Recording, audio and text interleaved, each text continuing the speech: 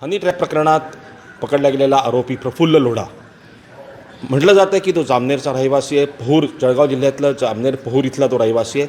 काही वर्षांपूर्वी तो गिरीश महाजनांबरोबर काम करत होता. आता स्वतः गिरीश महाजन मंत्री आपल्यासोबत आहेत.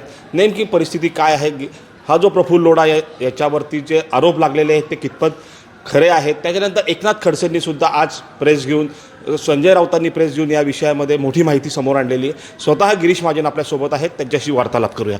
गिरीशजी नमस्कार, मुंबई तकमध्ये तुमचं स्वागत आहे. नमस्कार. विषय असा आहे की आज प्रफुल्ल लोढाला या ठिकाणी हनी ट्रॅपमध्ये अटक झालेली आहे आणि या संदर्भात गिरीश महाजन यांच्यावरती म्हणजे स्वतः खडसेंनी आरोप केलेले आहेत की गिरीश महाजनांचा हा निकटवर्ती आहे. काय म्हणाल? नाही, खडसेंचं कामच आहे. काही झालं की फक्त त्यांना गिरीश महाजन दिसतो, उठता बसता झोपता जागता. कारण त्यांचं साहजिक आहे, त्यांना आज कुठे त्यांचं कोणी वाली राहिलेलं नाही, त्यांचं राजकीय अस्तित्व काही राहिलेलं नाही.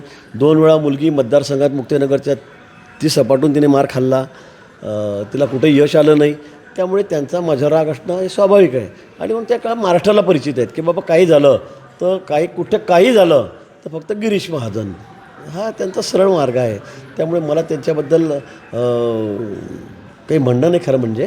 पण हा लोढा नावाचा व्यक्ती आहे, हा जामनेरचा आहे, माझ्या मतदारसंघातला आहे. वस्तुस्थिती आहे, काही वर्षापूर्वी सुरुवातीच्या काळामध्ये तो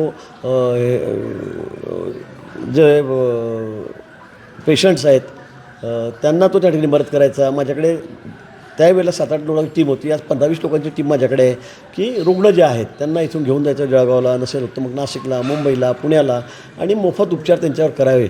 हे माझं सुरुवातीपासूनचं खूप मोठं काम महाराष्ट्रामध्ये या ठिकाणी आहे. आणि त्यातल्या त्या 10-12 लोकांमधला तो एक घटक होता. म्हणजे की तो फार पूर्ण वैद्यतो अशातला भाग नाही, पण तो त्यांच्या गावापुरतं तिकडच्या भागापुरतं तो मदत त्या ठिकाणी करत होता. ही वस्तुस्थिती आहे. त्यामुळे मी ती नाकारतच नाही. पण कालांतराने मग तो व्यसनी झाला, दारू प्यायला लागला, सगळ्या पक्षांमध्ये त्याचे प्रवेश झाले. आता मी दाखवलं, जयंत पाटील साहेबांबरोबर तो या ठिकाणी बसून मग गहन चर्चा करतो आहे स्टेजवर बसून. उद्धवजींबरोबर तो त्या ठिकाणी फिरतो आहे. शरद पवार साहेबांबरोबर तो अतिशय एकदम चर्चा करतो आहे बसून, उभं राहून. सुप्रियाताईंबरोबर त्याचा फोटो आहे, 2-3 फोटो आहेत. माझं त्याबद्दल काही म्हणणं नाही. आता काही मंडळी अशी असते की त्यांना हौस असते, इकडे जा तिकडे जा फोटो काढा. आता माझा 10 वर्षापूर्वीचा फोटो काढला कुठल्या मागच्या जुन्या बंगल्यामधला, आणि हा संबंधित आहे, हा यांचा संबंध आहे. आता मला कळत नाही. मग तुमचे सगळ्यांचे फोटो आहेत, मग त्यांचं काय करायचं? मग त्यांच्यावर हाच आरोप लावायचा का तुम्ही हनी ट्रॅपमध्ये म्हणून? असं नाही करता येणार. आता कार्यकर्ते येतात जातात पक्षामध्ये. आमचा पक्ष अगदी 2वरून आम्ही कुठे पोहोचलो जाऊन. आणि आज तुम्ही तेच म्हणाल की हा तुमच्यावर त्यावेळेला होता, त्यावेळेला होतं. मान्य केलं ना मी. पण कुठेही अर्थार्थी काही नसताना सगळं अपयश समोर दिसतं आहे. राजकारणामध्ये आपली कुठे तर पोळी भाजली जात नाही. आणि म्हणून या ठिकाणी अशा पद्धतीचे आरोप हे शिवसेनेकडून, उभाठा गटाकडून होत आहेत. काही आमचे वैयक्तिक सगळे हेवेदावे आहेत. त्यामुळे खडसेसारखे लोक आमच्यावर करत आहेत. गिरीजी, निश्चितप्रमाणे आज सकाळी संजय राऊतांनी देखील एक प्रेस घेतली. त्याच्यात त्यांनी उघड म्हटलं की हनी ट्रॅपचा हा जो विषय कैक वर्षापासून लावून होतात आणि त्याच्यामध्ये 4 मंत्री, 2 खासदार देखील आमचे जबरदस्तीने पळवले गेले. कुठेतरी हे सरकारचं एक षडयंत्र कैक वर्षापासून सुरू आहे. काय म्हणा? मला वाटतं अतिशय फेक. म्हणजे काही बोलायचं, वाटेल तसं बरडायचं, असं मी त्याला म्हणेल. पण तुम्ही आणा ना समोर. आता नाना पटोलेंनी काय ते पेन ड्राईव्ह दाखवला त्या ठिकाणी, तो दाखवा ना, अध्यक्षांकडे द्या ना, त्याला एक्सपोज करा. त्यात कोण आहे काय समोर आलं पाहिजे ना. तुम्ही असं काहीतरी बदनाम्या करायच्या कोणाचे, हवेत गोळीबार करायचे, काही बोलायचं. तुम्ही का नाही दाखवत? तुम्ही नाही त्यात बदनामी होईल. काय बदनामी होईल? दाखवा तुम्ही लोकांसमोर. ज्यांनी चुकीचं काम केलं ते समोर आले पाहिजेत. तुम्ही का नाही दाखवत? फक्त काहीतरी खोटा भ्रम पसरवायचा, अफवा पसरवायची. राजकारणामध्ये आता आपलं काही खरं दिसत नाही आणि म्हणून अशा मार्गाने जायचं, मला वाटतं हे काही योग्य नाही. गिरीजी, निश्चितप्रमाणे जर प्रफुल्ल लोढाचा जर स्पेशली विचार केला तर एक 10 वर्षापूर्वी आपण समजूया की तुमच्याकडे तो आला होता. त्यावेळेस त्याची परिस्थिती अगदी दयनीय होती. अगदी स्लीपरवर फिरणारा साधा कार्यकर्ता, आरोग्यदूत म्हणूया. पण आज त्याची परिस्थिती अशी आहे की जवळजवळ 50 ते 60 कोटींची प्रॉपर्टी या व्यक्तीकडे आहे.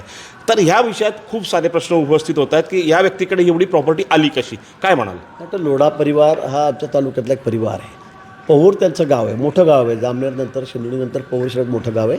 तुम्ही जाऊन तिथे तपास करा की हा कोणता स्वीपरवर समाज फिरणारा यांचं कुटुंब होतं, कोणतं मजुरी करणारं कुटुंब होतं म्हणून. आपण जरा जाऊन बघा. असं नाही आहे. तुम्ही जे म्हणतायत त्यात अतिशय कुठलंही तथ्य नाही आहे. म्हणजे मला की त्याचं समर्थन करायचं असं नाही आहे. पण लोढा परिवार आमच्याकडे नावाजलेला परिवार आहे, मोठा व्यापारी परिवार आहे. पण तो इकडे वळला, या कामामध्ये तो लागला. त्यांनी काही वर्ष 7-8 वर्ष त्याच्या गावाकडचे पेशंट आणायचा, त्याच्या गावातले आणायचा, जळगावला घेऊन जायचा. आमच्या टीमबरोबर तो जुडलेला होता. पण त्यानंतर मात्र मग तो व्यसनाधीन झाला आणि त्यानंतर आमच्यापासून कायमचा दूर गेला. त्यानंतर त्यांनी 4-5 पक्ष बदलले, सगळ्या पक्षामध्ये गेला. म्हणजे मागच्या वर्षी लोकसभेच्या निवडणुकीमध्ये तो वंचितचा उमेदवार त्यांनी फॉर्म भरला होता, तो उमेदवार झालेला होता. आता यात काय, मग यात आम्ही काय म्हणायचं? तो सगळ्या पक्षाचा उमेदवार राहिलेला आहे, सगळ्या पक्षामध्ये फिरलेला आहे, सगळ्या पक्षाच्या नेत्यावर मी तुम्हाला त्याचे फोटो दाखवलेले आहेत. आता काय म्हणणार मी त्यांना?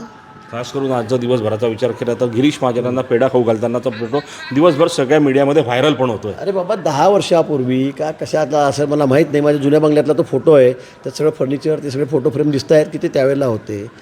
आता मला कळत नाही. आता 10 वर्षापूर्वीचा फोटो तुम्ही दाखवत आहे. आता या 4 वर्षातले फोटो दाखवले नाही मी तुमचे. शरद पवार साहेबाबरोबर आहेत, उद्धवजीबरोबर त्याचा फोटो आहे, जयंत पाटलाबरोबर तो किती वेळा 10 वेळा चर्चा करतो आहे, बसून त्यांच्या खुर्चीवर बसून करतो आहे, उभं राहून करतो आहे, बाजूला टेबलावर बसून करतो आहे. मग तुम्ही काय करतात?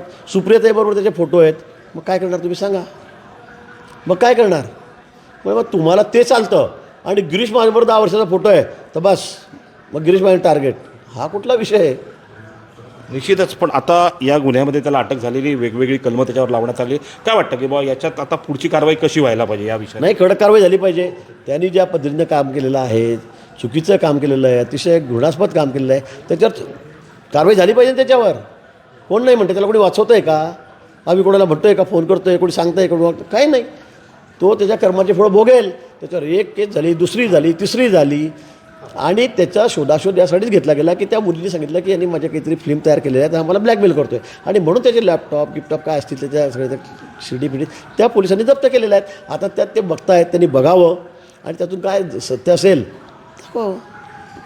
निश्चितच हे होते मंत्री गिरीश महाजन आणि यांनी या हनी ट्रॅपमध्ये सध्या अटकेत असलेला आरोपी प्रफुल्ल लोढा याच्याबद्दल या गुन्ह्यात अटक झालेली आहे आणि अनेक त्याच्यावर कलमं देखील लावण्यात आली. याच्यावर जास्तीत जास्त कडक कारवाई व्हावी अशीच काहीशी ग्वाही मंत्री गिरीश महाजनने यावेळी दिली आहे. बघत रहा मुंबई तक.